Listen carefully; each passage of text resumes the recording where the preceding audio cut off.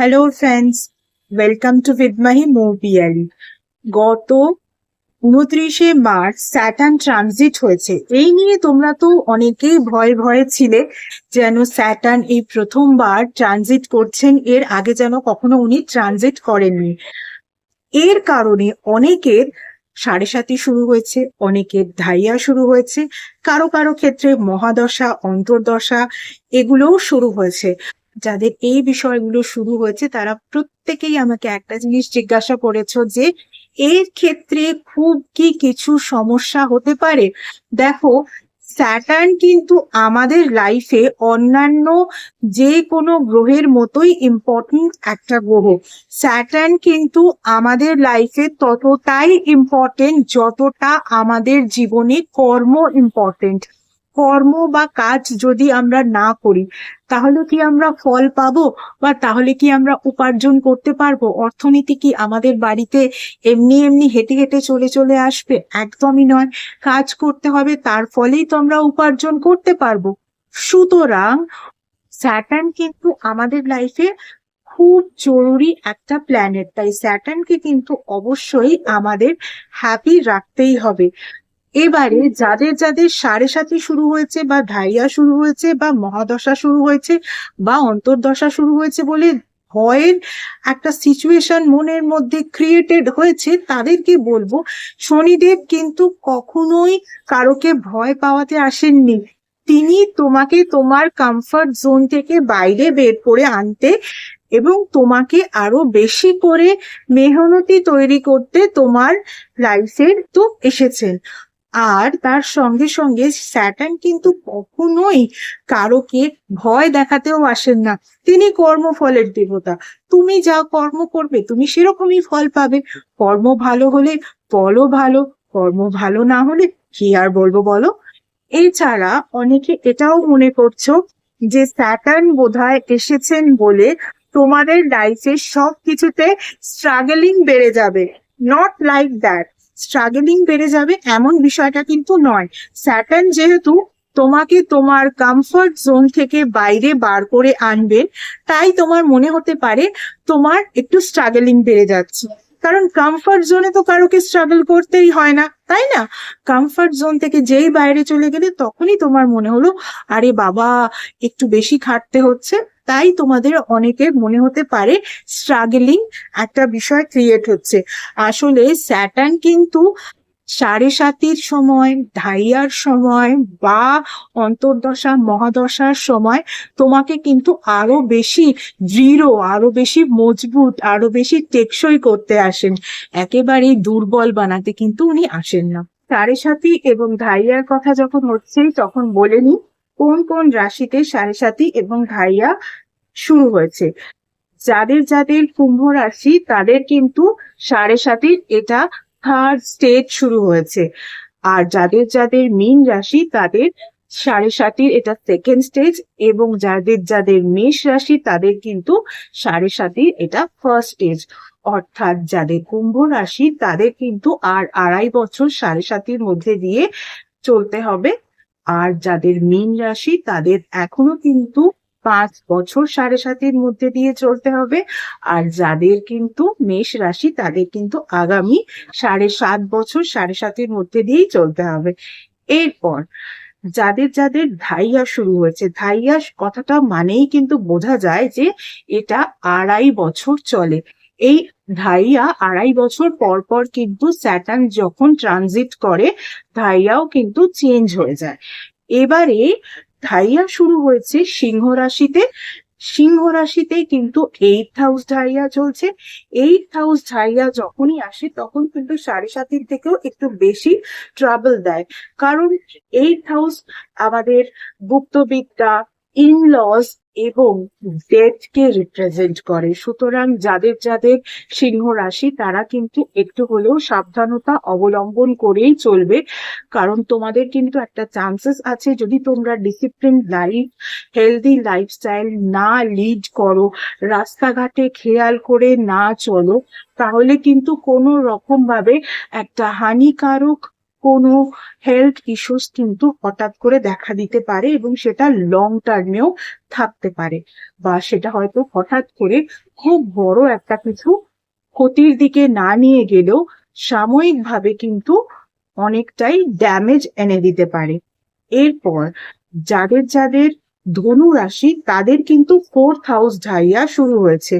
4th house ঢাইয়ার ক্ষেত্রে অবশ্যই একটা জিনিস মনে রাখতে হয় যে 4th হাউস কিন্তু মাদারল্যান্ড, তার সঙ্গে সঙ্গে মাদারের রিলেটেড যত রিলেটিভ আছে, অর্থাৎ মামার বাড়ির দিকের যত রিলেটিভ বা মায়ের দিকের যত রিলেটিভ আছে তাদের সঙ্গে সম্পর্ককেও কিন্তু রিপ্রেজেন্ট করে।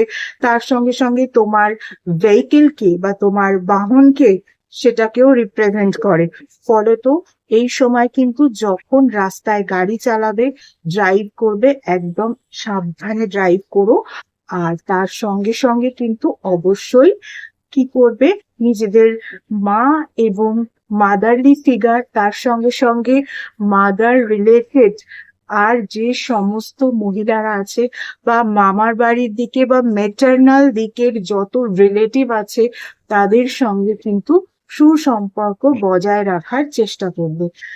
এবার বলি, সাড়ে সাতি হোক বা ধাইয়া হোক, সকলের জন্য কিন্তু একটা স্পেশাল রেমেডি হচ্ছে, স্যাটার্ন কিন্তু সবসময় চান যে তোমরা সৎ থাকো, ফলত সৎ থাকবে, সৎ পথে কাজ করবে। শুধু তাই নয়, যারা একটু বয়স্ক মানুষ তাদেরকে হেল্প করবে, তোমার বাড়িতে যে হাউস হোল্ডের লোক আছে তাদের হেল্প করবে, সুইপার যারা আছেন তাদেরকে হেল্প করবে।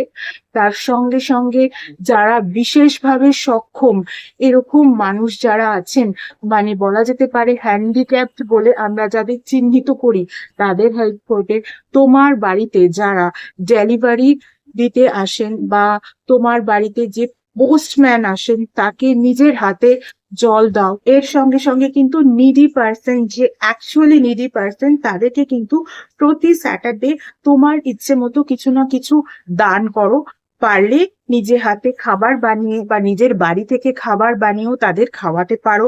বিশেষ করে বয়স্ক মানুষদের বা বিশেষভাবে সক্ষম মানুষদেরকেও কিন্তু শনিবার দিনকে অবশ্যই কিছু না কিছু দান করা বা কিছু না কিছু খাবার খাওয়ানো, যেটা নিজের বাড়ি থেকে রান্না করা বা নিজের হাতে রান্না করা, এমন ব্যাপার যদি হয় তাহলে কিন্তু স্যাটার্ন ভীষণ খুশি হয়ে যায়।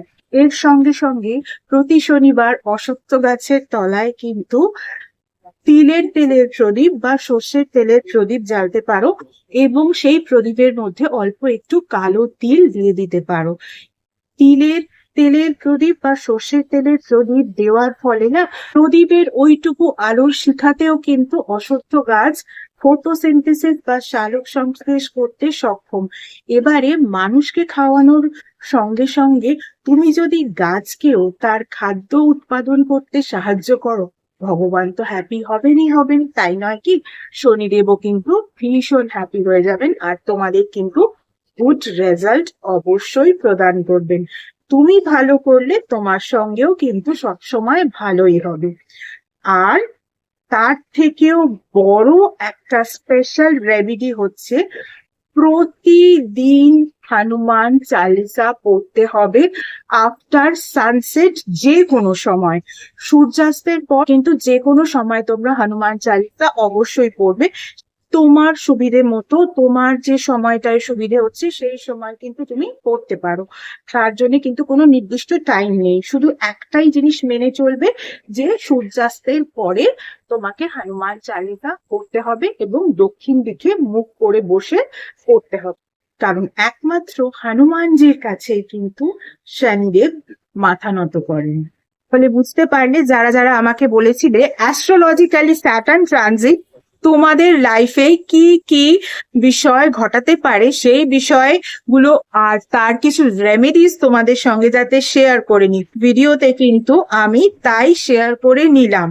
এছাড়া যারা আমার থেকে পার্সোনাল কনসালটেশন নিতে চাও তাদের বলি, পার্সোনাল কনসালটেশন কিন্তু একেবারেই ফ্রি কনসালটেশন নয়, সেটা এক পেইড কনসালটেশন।